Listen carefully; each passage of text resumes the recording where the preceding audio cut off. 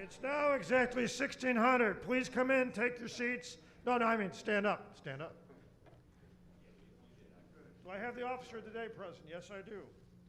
Officer of the day, please prepare the altar.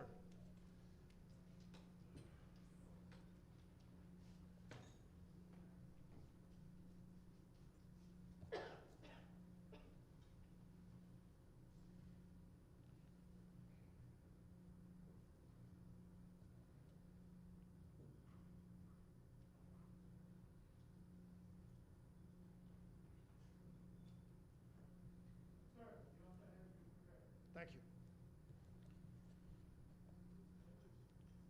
At this time, past National Commander Goldwasser will escort Marina Jackman to the dais.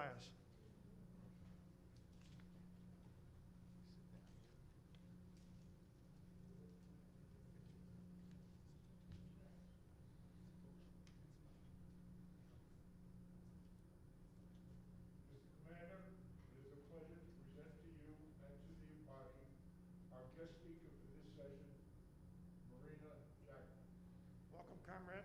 Please come on up.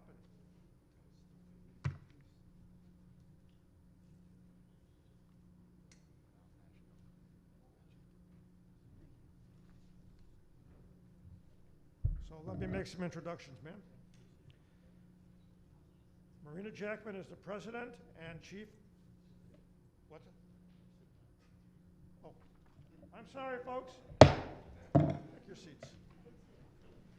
I'll let you stand there all day if I could.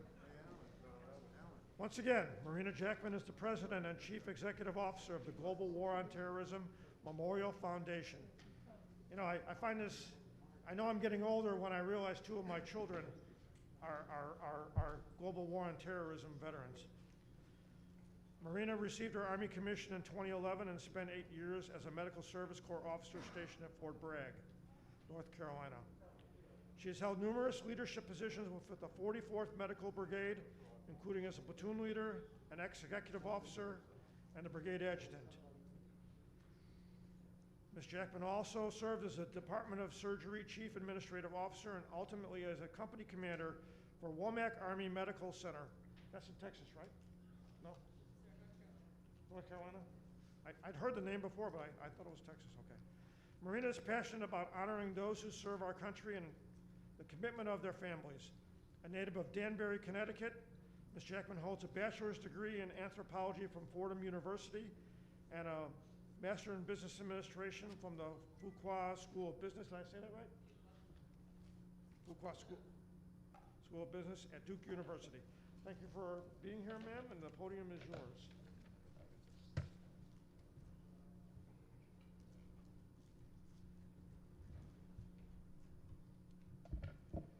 Thank you, sir, and thank you all so much. It's a privilege to speak with you today, and please accept my deepest gratitude for another year of incredible service to our veterans, and congratulations on your 126th Annual National Convention. As mentioned, I'm originally from Connecticut, and I currently live in California. But as you can imagine, my work brings me to DC quite often. And if you've ever been to DC over Memorial Day, it's pretty incredible. It's a little bit of a mess. It can be a little bit hectic, with more tourists cramming into a 5 square mile area than you thought possible. But between the crowds and ribbons and parades, there's a quiet pilgrimage taking place. Thousands of active duty service members and military veterans come from cities and towns all over America to the National Mall. It's a sacred pursuit, one that honors friends, brothers and sisters in arms, and all the young souls who fought in our nation's wars but did not return home. There's a gravity to this ritual, a quiet seriousness in broken-in baseball gloves and unanswered letters, poems and flowers, a mosaic of absence that lines concrete and granite. In the silences, too, there is a solemn gratitude, a place built for human beings who, in their final acts, defied human limitations. It's here that Americans honor what's best about our country, that in every generation, men and women of all races, backgrounds, and creeds have been willing to give their lives to ensure freedom of others. That noble calling each of us answered continues through the work we do each day in our own organizations. It's why you're here voluntarily at a convention in another city. It's why my staff and I are committed to building the National Memorial for all who have served our country since September 11, 2001. A functional piece of art adorning the National Mall in our nation's capital. This memorial will be the first for the men and women who have died fighting, those who continue to fight, and those who are just joining the fight against terrorism. This conflict is a multi-generational war unlike any we've ever seen. Children born after the start of a war that has spanned long enough for them to enlist and fight themselves. Upon completion, this memorial will serve as a reminder of our collective strength and willingness to stand in the face of terrorism and threats to our very way of life. A place of healing, reflection, empowerment, and unity. A source of knowledge. A memorial through which we can educate a civilian community about the character, diversity, commitment, courage, and sacrifice of a fighting force that in many ways it doesn't really know anymore. These are the qualities that speak to who we are as Americans and the responsibility that comes with that privilege. It's important how we choose to commemorate those who live in service of others. Congressman Mike Gallagher, one of our lead legislative sponsors in Congress, said it best. If we're going to continue passing the torch of democracy from one generation to the next, then we need to build this memorial so that future generations never forget their duty to do the same. That idea of generational responsibility is one of the many reasons I love the Jewish community. You have such a deep respect and reverence for your families and their histories. It's ingrained in the Jewish tradition. It's celebrated on holidays, and stories are passed on, still being shared centuries later. This organization knows that tradition all too well. As someone who just took the helm of a 6-year-old organization, I'm in awe of your 125 years of service to our nation, our veterans, and our communities. You stood in the face of tyranny, of discrimination, of annihilation. Once again, our world continues to demand strength in the face of renewed hate. The Jewish people will always answer that call. And so too will those who have fought and continue to fight in the global war on terrorism. Unlike any other time in American history, a war has faded in the background for most Americans. The public has lost the understanding of the daily toll that combat takes on those who serve. While some may be discouraged by that sentiment, I see a chance for unity, an opportunity for Americans to return patriotism and national service to its rightful place, above partisan politics, divisiveness, and hate, to come together through shared purpose, the celebration of collective achievement, the memories of loved ones we lost, and how we choose to remember them. We should look to be inspired by the story of others and reinvigorated to do the hard work because we can't afford to wait any longer. There are people who stand up when things get tough, those who stand ready to answer the call. More than most, the Jewish people understand that readiness to serve. And as a veteran, and well as a paratrooper, I'd be remiss if I didn't wish everyone in here a National Airborne Day. If there's always one. Thank you. Thank you. Happy National Airborne Day to you. But also, as a former paratrooper and service member, I understand what it means to give everything you have in just a moment's notice. When I had the chance to join our foundation and then lead it, I didn't hesitate. I saw an opportunity to positively change the lives of post-9/11 service members and veterans. My own life, the lives of every veteran, and the way the public views our service. In less than a month, we'll mark 2 full decades since the September 11th attacks. Over these last 20 years, more than 7,000 service members have lost their lives. More than 60,000 have been wounded. And not just the physical wounds from bullets and IEDs, but the mental and emotional ones from multiple deployments, PTSD, and lack of vital support systems. On average, post-9/11 veterans have spent 1 of every 3 years of their military life away from family and loved ones. That can be very isolating for many service members. Considering less than 1% of the US population currently serves, how many of those identify as Jewish? 0.4% of 1%. There are very few who understand the world service members live in anyways, so the modern Jewish veteran can find themselves even more isolated. But like all who have fought in the global war on terrorism, they seek and find belonging in community with each other. Collectively, we put our energy into supporting and elevating those communities. It's how we deal with our version of the struggle, but it's a new kind of struggle, a perpetual struggle that is processed or not in real time. Our community needs that home base, a place where we can find that solace of shared experience.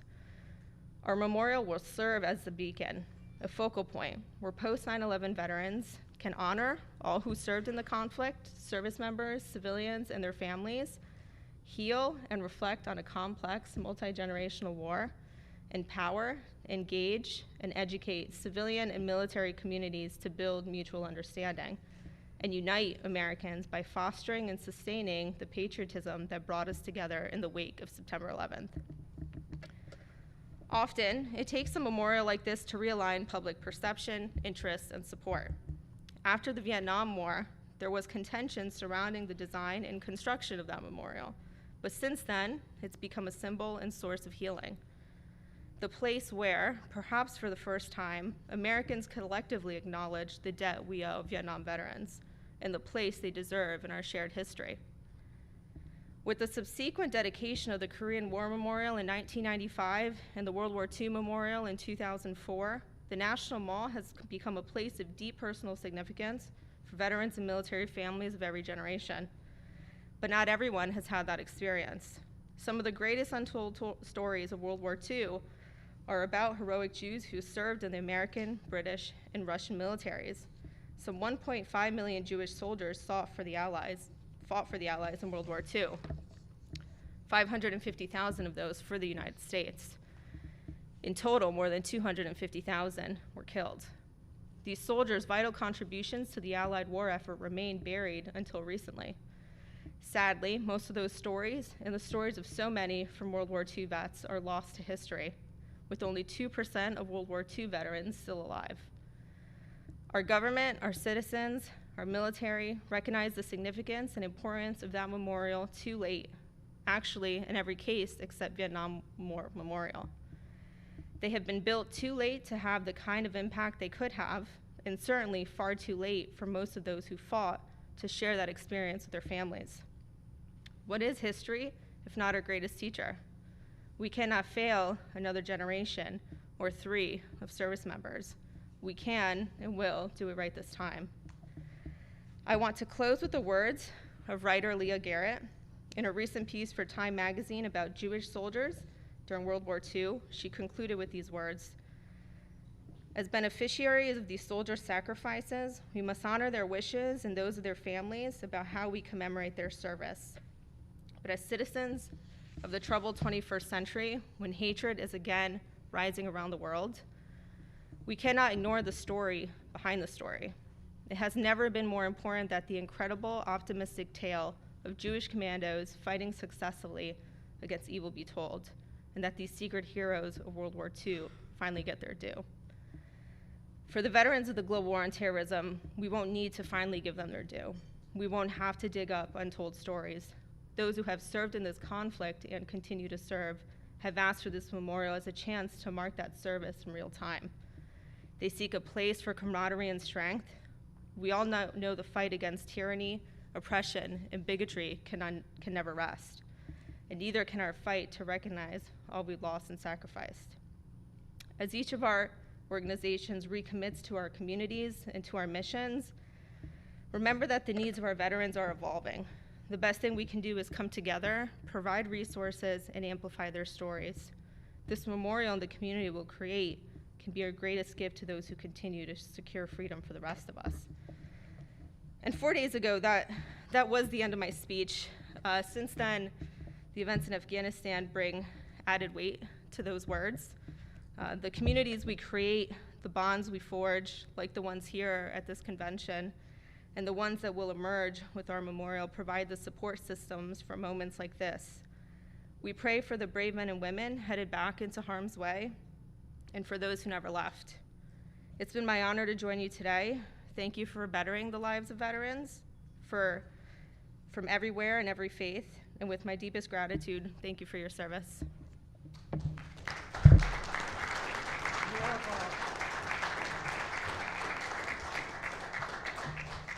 Would you answer some questions? Absolutely. You have cards on your table. Ms. Jackman will be willing to answer some questions if you'd write them down and send them up here to past National Commander Rosenschein, and he will pass them over.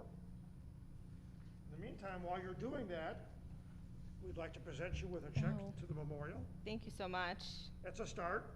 And I would hope that other echelons trickling down would also contribute to the memorial.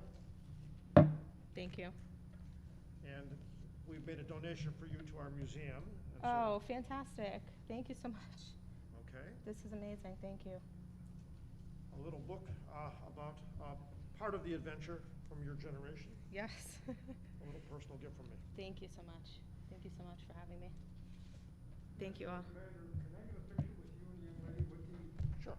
How about the check? awards, please? With which one? What's this big? This one? Okay.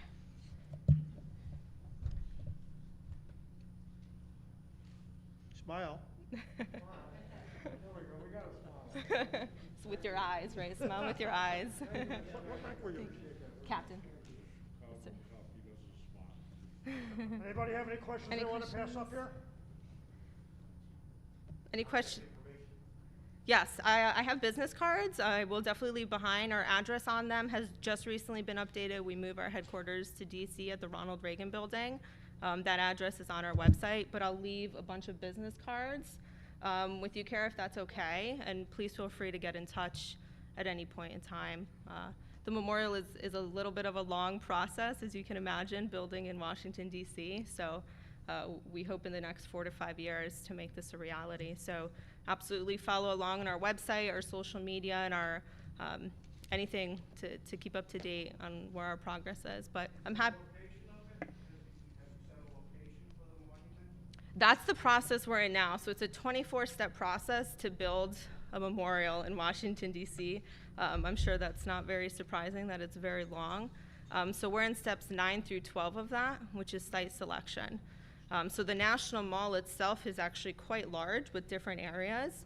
But after surveys and focus groups with a lot of families, veterans, civilians, religious leaders, everyone basically agreed that this memorial should be placed alongside our other nation's war memorials in the National Mall.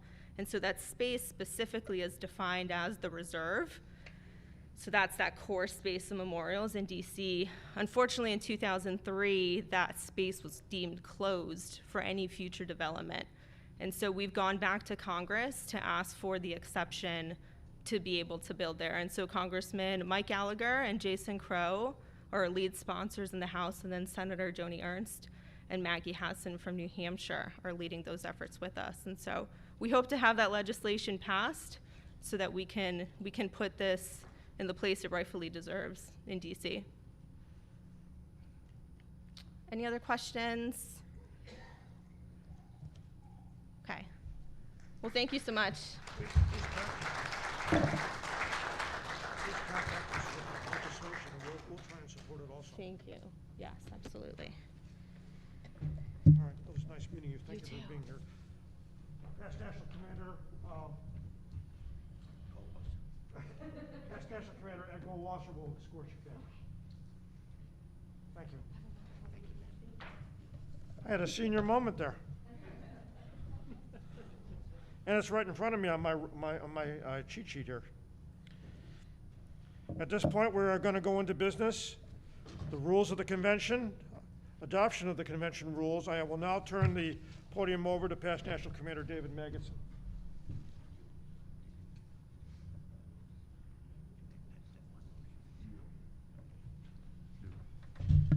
Let me take a moment of personal privilege. You heard the speaker, and then you watched on television what occurred today. I cannot imagine what's going through my son's mind right now. My son spent 15 months in Afghanistan. 6 of which in my son spent 15 months in Afghanistan in 2005 and 2006, and 6 months in heavy combat. And all I can say is I was not in Vietnam. I was in the military, but not in Vietnam. And I have no idea and great respect and feel depth for those that were in Vietnam with what occurred in 1974 when the troops came back. And I have that same feeling for my son right now. And I don't need to say anything more other than there's a depth of feeling today, what he's going through, and what all those veterans are going through today, and what they went through in 1974. That needed to be said, and I wanted to share that with my comrades. The rules. Everything has to run by rules. JWV runs by rules. We have a rules committee, and the rules committee met at 11 o'clock right after this morning. Basically, we go through all the rules, but they're basically the same. But I just want to give you some highlights of them and to show how it's done. People may say, well, you don't pay attention to rules. But the rules are posted. They're required to be posted. You go over there, you see it on the wall. You see it on the wall. You'll see it outside on the table. The rules are there, and the strengths of posts are, because those are the rules. You got to play by them. Now, what's interesting, and I'll go through just some of them to give you a feel for it, and then I'll ask for the adoption, is it says the national commander shall be the permanent presiding officer of the convention. So the national commander is basically in charge of the convention. He or she can do what they want to, but if there's a call for that they're overriding, they're doing something wrong, you can call into the NEC, because it says the national commander shall be the permanent presiding officer of the convention with the authority to designate a presiding officer, etc., and subject to the approval of the National Executive Committee. So you can't have a dictator that does it, but it's subject if somebody calls it into question. You get in all officer reporting shall submit the reports. You get into the credentials. You get into the rest. And if you have votes, well, first of all, there's also things in here that say the same rules we've had for 5 years, other than or many years. Other than last year was different because we were doing it virtually, and you had to modify the rules to do things virtually. But they basically say that anybody that's chairman of a committee or opposed, but the second person in a committee or represents a minority view, has a right to speak. They have a right to speak, and they're limited, but they have a right to speak. And no one except the national commander can stop them from speaking. So they have a right to do that. It's very important. We're a fairly democratic organization when it comes to the convention and what's done, and the convention runs everything. What was interesting to me was somebody, Larry Jasper, Department Commander of Florida, brought up a point. We say that you have to have a voice, you have a voice vote unless there's some exception. And then you have to get so many departments, that's what it says, or posts rather, so that you have a numerical count. That's where your posts come in. You may have 6, you may have 7, you may have 8, whatever it is. But these rules govern it. But what was interesting, what Larry was saying is, when I was up here before, I asked people to raise their hand, not to say, a voice vote. Because what happened, and what I remembered happening when I was much younger here, is you would have somebody, a national commander, somebody like that, and you would hear a low voice for everybody in favor of it, low voice, and you would hear a heavy voice for everybody opposed to it. And the national commander would say, well, the ayes have it, because that's the way they wanted it. But if you raise your hand, everybody can always see how many there are and how many there aren't. But we'll change that. There won't be voice votes based upon what Larry said. We'll have a hand vote or whatever it is, so of the people here that make up who it is. If so many posts get together, you can always go, you'll have to have a vote. And you would go, and it describes what happens. You have a vote. Let's say my post is 243 in Florida. We have 6 votes. National commander may have a vote. Past national commanders may. That's subject to whatever interpretation. But that's how the votes happen. There probably will not be at this convention because you're not contentious, but there is and I've seen it before, and you have that right to it. You have the right to it if there's something that's tremendously important and contentious. And that would go to the body. Then it goes to the elections and how you determine elections and the rest. And but everything is subject to Constitution and bylaws. I'm almost finished. And when you deal with the Constitution and bylaws, it says anybody that's running for national commander has to have 3 posts from 3 different departments. And you have to do this 30 days before the convention. So it's been done, and there's only been one. It's for Alan Paley. So no one can come up right now and run against Alan Paley or in addition to Alan because they haven't complied with the Constitution and bylaws. But it says what happens and how you have speakers and nominates and the rest. Now, we have a committee that met, and I may have some names that are wrong, but Larry Schulman was part of it, Larry Jasper, Josh Oakes, Robert Max, and Alan Cantor, myself. And we go through the rules. We don't just say, oh, we're adopting them. That's the way it is. So those are the rules. They're posted. You have an opportunity, but we got to vote now on whether to adopt the rules or not adopt the rules, because if they're not adopted, then we don't play by the rules. And again, they're the same that they've been, and you've been to conventions before. So absent any questions about the rules, I would ask that they be adopted, and I would ask that all in favor signify by saying aye, please. Nobody was going to answer. And all those opposed, I'm sorry, all those opposed, please say that you're opposed. Okay, well, the ayes have it, and I thank you very much, and those rules are posted, and if you have any questions, you can take a look. You can also see how many delegates and what each department of each post is. Thank you very much.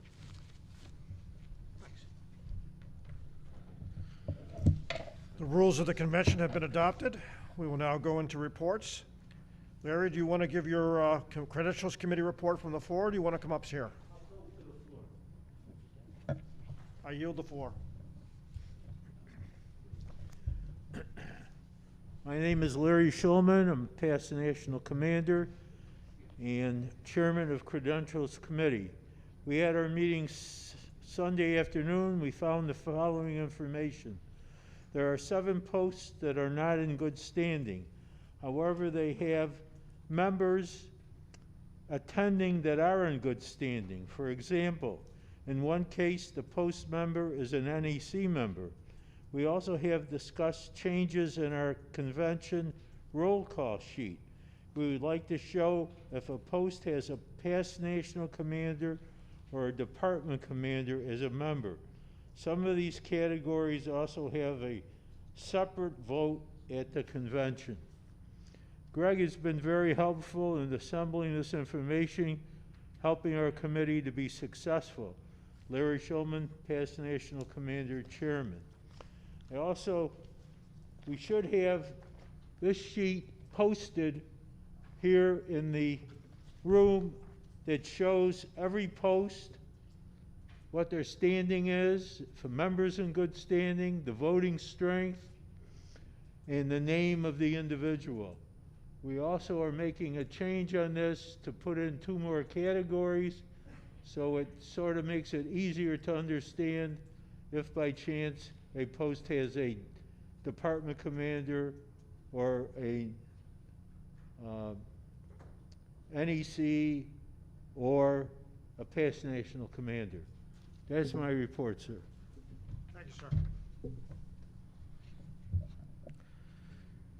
Consideration of amendments to the Constitution and bylaws.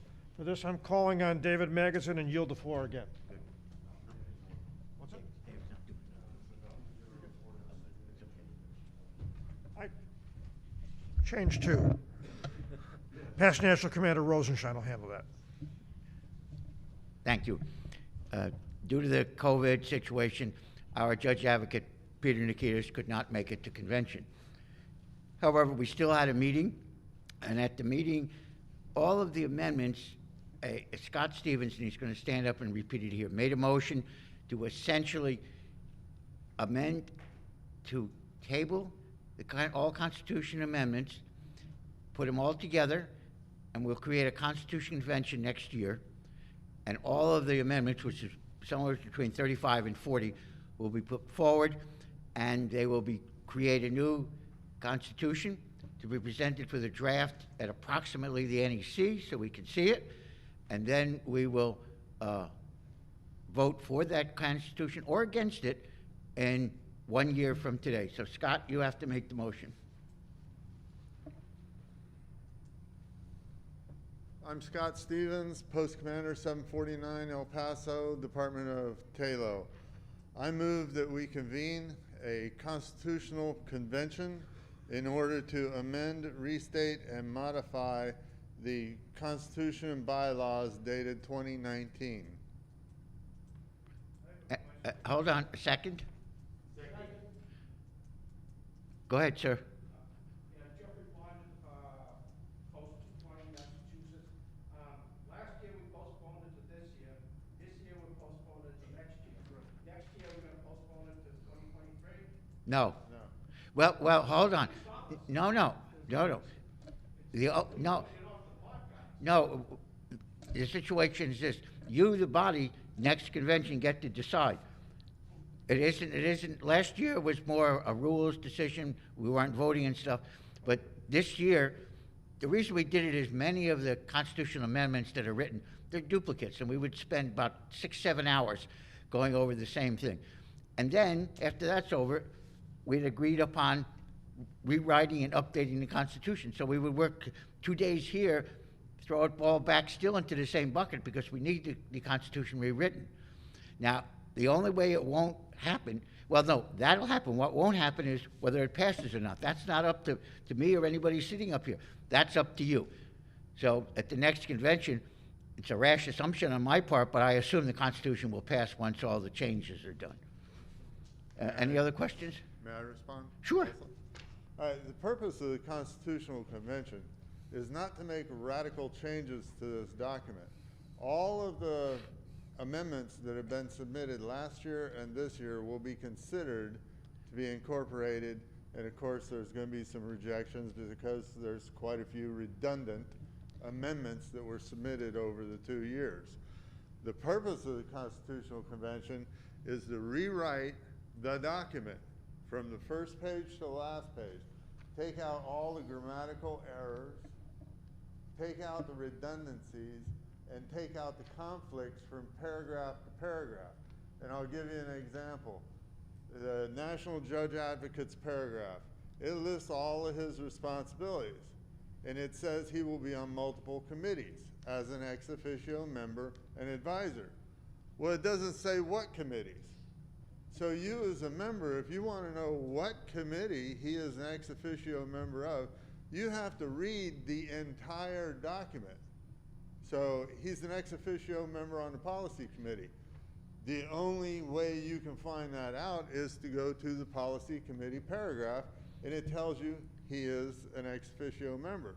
Well, we want to add a style, a format to all the standing committees and all the special committees. If the National Judge Advocate is an ex officio member on 6 different committees, we want to name those committees in his paragraph. So that any one of you wanting to know, our National Judge Advocate is on this committee. You can look at his paragraph and see yes he is or no he isn't, right? And his duties. We are working to clean up the document and make it look professional. We've been making sentence by sentence changes to this document over 30 years, 40 years. 125 years. All right, you're losing the whole context of these particular paragraphs where you've been making these changes. We want to clean it up. We want to make it look professional. We want to make it easier to read. My question is, I got this document that has all those changes. What are we doing this year? And what's another year gonna do? We have the document right here.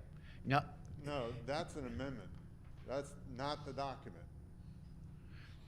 the document is roughly like this. Right. And the document is available right now on the web. You can look it up. But all of those changes that you just held up are not. Right. Are there any other questions? Any other discussion? Take a vote on the motion. You are the commander. Okay. Did we have that motion written down? Yeah, he's got it in his hand. Can you repeat the motion again before we take the vote? I, Scott Stevens, Post Commander 749 of Paso, Texas, Department of Taylor, move that we convene a national constitutional convention for the purpose of the amendment, restatement, and modification of the JWV Constitution and bylaws dated 2019. And that means tabling all the amendments that are currently there, right? The amendments to be considered were deferred until we take this motion. If this motion passes, all of those approximately 35 to 40 amendments Just so we're all clear on will be this. considered. All right. Stand by. Nelson first, then Jerry. 3 minutes, gentlemen. Nelson Mellis, Department of New Jersey, Post 126, Cherry Hill, New Jersey. Just a clarification, when we revise the Constitution and the bylaws at the national level, does that mean that the department level Constitution and bylaws have to be revised? Again, clarification. As I understand it, no. Is that correct? Well, Each departments are as they stand.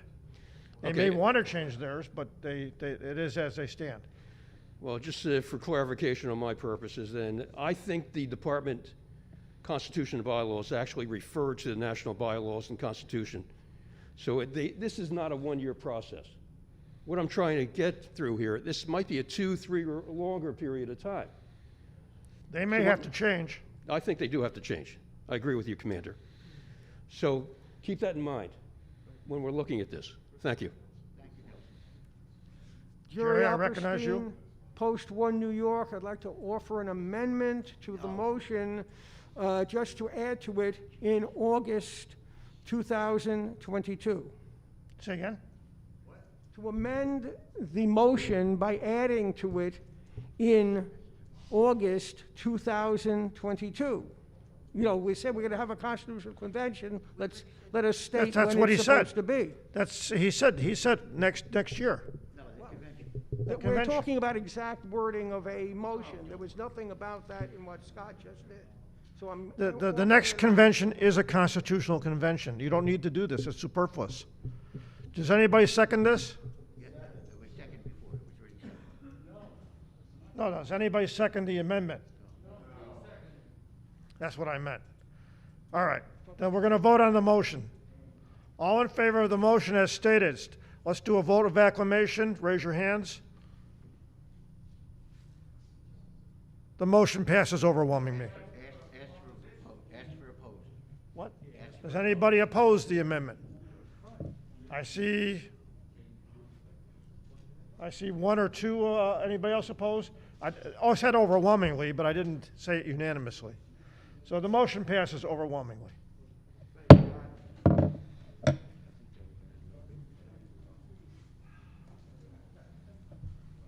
All right. At this time, we'll have a report from the Strategic Planning Committee. Once again, past National Commander Norm Rosenschein. That was in your packages, by the way. I don't know if we can put it up here or not. Greg, do we have a copy of this plan? Everybody, when they open their packet, there should have been a sheet in there for the Strategic Planning Committee. Do you have a copy? We had a committee that started right after the last convention, and for approximately every 2 weeks, we met throughout the year. And I will tell you that everyone on the committee, and I will name them in a second, had opinions. And some of them were heated opinions, let's put it that way. However, we did come to some conclusions, and it's on the sheet.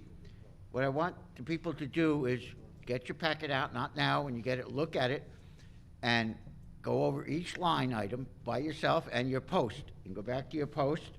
And for those ones who totally disagree with it, yes, thank you, it will look like this. And there are a bunch of line items that go over. The basic items were, I'll read just the headers. Recruit new members to join JWV is our number 1. Improve internal and external communications is number 2. Provide and create events and programs which promote involvement, enhance legislative agenda and outreach, improve JWV to be a leading and influential veteran service organization, cultivate leadership, mentorship, provide service and support to active duty members and their families, and to combat anti-Semitism. The order that I read them in are not a priority order, they are just a list that we want. Now, I expect and I actually hope that when you look at it, some you will agree with and some you may disagree with. You have to, and I say have to because there's no way for us as leadership to know whether you like them, you don't like them. I mean, the marketing committee, when they talked about the survey. Out of our group, 40% of the people don't care one way or the other, 10 yes, 10 no. But without your input, we really can't create a plan going forward. So I want to thank the people around the committee, and they are Raquel Heyman, Jeff Sachs, Ari Tesler, Alan Paley, Matt Weinberg, Mike Berman, Nelson Melitz, and on the staff was Herb Rosenbluth, Greg Byrne, and Kara Rinkoff. Now, the committee, if you notice, is made up of half of it was Vietnam veterans and half of it was Iraq, Afghanistan, the Gulf War, and the Iraq and Afghanistan War. So that it isn't a committee that's run by us old timers. Matt and Ari are probably the youngest ones in the meeting because Ari is actually still in the service. He is a reservist, and one of the reasons he's not here is he had duty in Japan, so he obviously couldn't say no to that. So are there any minor questions? I don't want a list of why we picked this or why we picked that. If it's only a question of understanding what we're doing. Is there any questions? Sir, and announce yourself.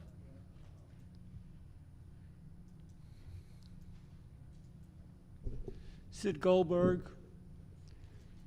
Department of New York, Kings County Commander. My question is, you want suggestions from post members on this? Correct. On this. That's what you're asking for now. Yes, post members, post And departments. feedback. You want feedback on this? Correct, yes, we want feedback.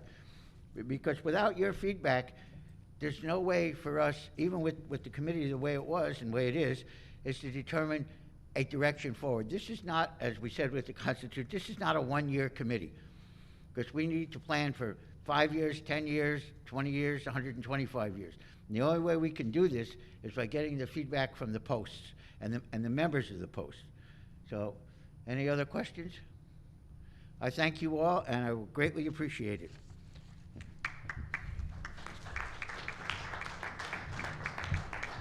I call it the JWV 5-year plan. In case you guys remember the communists back in the old days.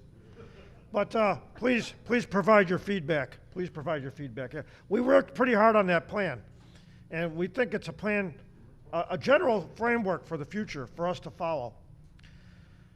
Before I close, the Gulf War and post 9/11 Joint Committee meeting is Wednesday at 11:30, and it is now a lunch meeting.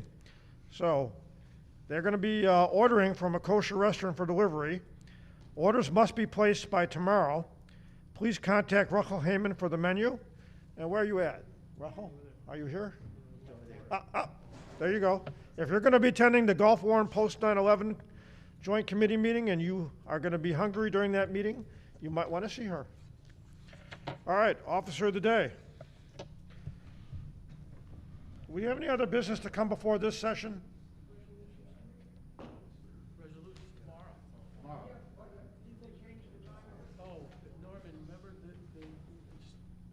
Stand by. Starts at 8 and conflicts with Minion.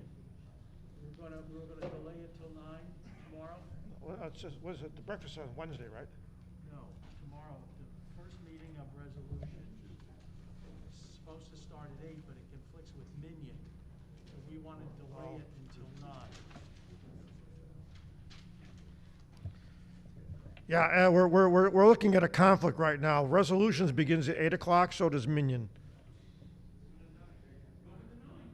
Stand by. We're gonna probably have resolutions start at 0900. Yeah. Is that correct? Yeah. Resolutions will now start at 0900 tomorrow, not 0800. Please pass that word along. It'll be in the hotlines, I believe. All right. Officer of the Day, let's close up this altar.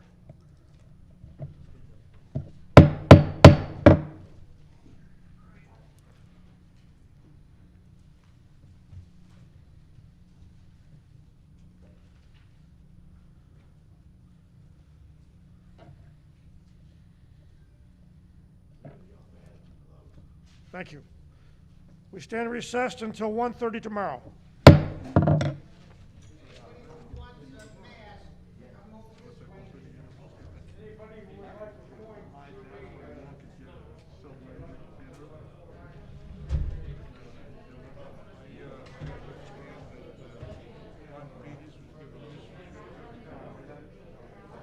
Well, apparently the DAB is really not too happy with this work. I tried to explain to him what he's supposed to work on.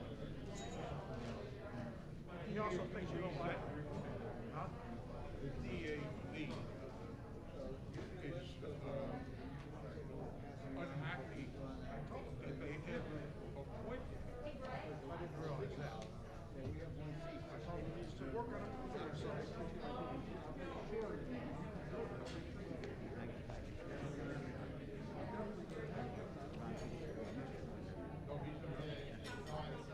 I can see he wears the paper.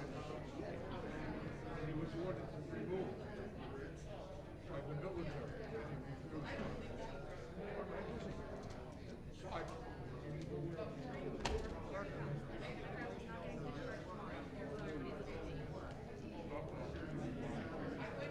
What's that?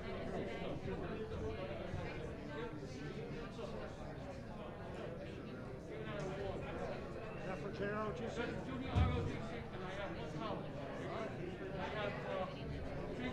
All right, wait. Remember, the next national commander will make the appointments. I don't want to be a chairman, I want to be co-chairman. I have to say. Email him. Co-chairman, not real. Okay. Coach him.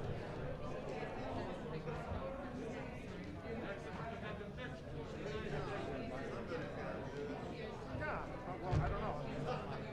There's two of them up there, one on the podium and one here. Mine wasn't in that good shape.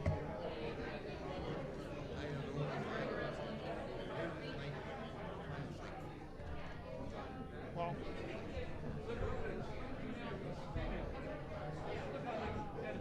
I know. Trust me, I work with the program.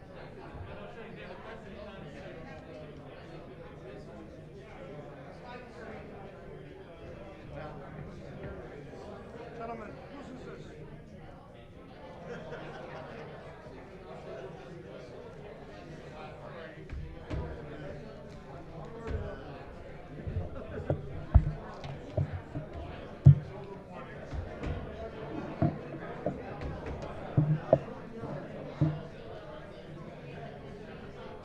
Did you find it?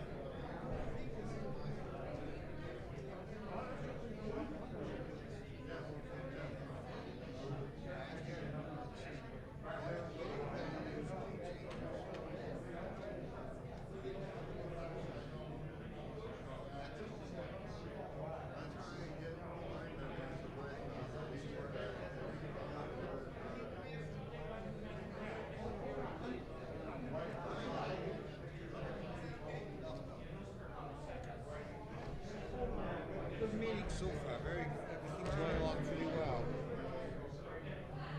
Everything's going along real well.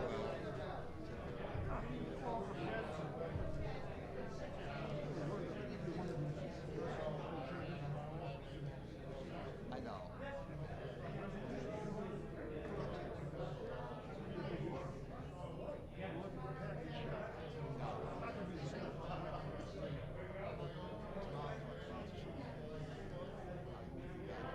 So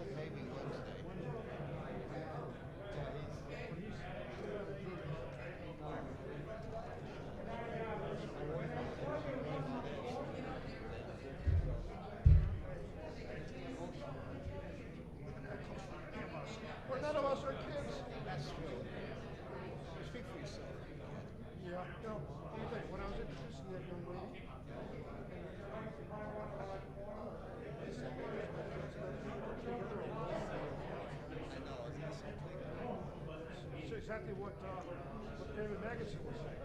I have a question. I heard a rumor that the actual judge advocate couldn't make it. Judge He advocate? didn't contract. No, he's not vaccinated. Sir,